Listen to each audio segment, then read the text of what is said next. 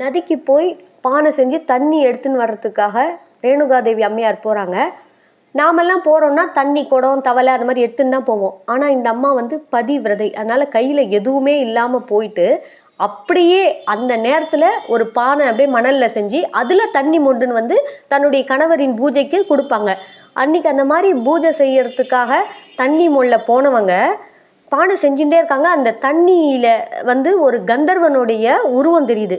யார் இந்த ஆடவன் இவ்வளோ அழகாக இருக்கானேன்னு நினைக்கிறாங்க அந்த தண்ணியில் அந்த உருவத்தை பார்த்து. அவ்வளவுதான், அவங்களுடைய கற்புக்கு களங்கம் வந்து விடுகிறது. அதனால் பானை வந்து அவங்களால செய்ய முடியவே இல்லை. ரொம்ப நேரம் ஆகுது, அவங்களும் முயற்சி பண்ணுறாங்க, அழறாங்க, எதுவுமே சரி வரல. ஆனால் இங்கே முனிவருக்கு வந்து பூஜைக்கு டைம் ஆகிட்டுருக்கே, இன்னும் தன்னோட மனைவியை காணமேன்னு சொல்லிட்டு கண்ணை மூடி பார்க்குறாரு. அந்த ஞான திருஷ்டியில் அங்கே என்ன நடந்ததுன்னு இவருக்கு தெரிஞ்சிடுது. உடனே கோவம் வந்துடுது அவருக்கு. தன்னுடைய 4 பிள்ளைகளையும் கூப்பிடுறாரு. போய் உங்கள் அம்மா தலையை வெட்டுங்கன்றார்.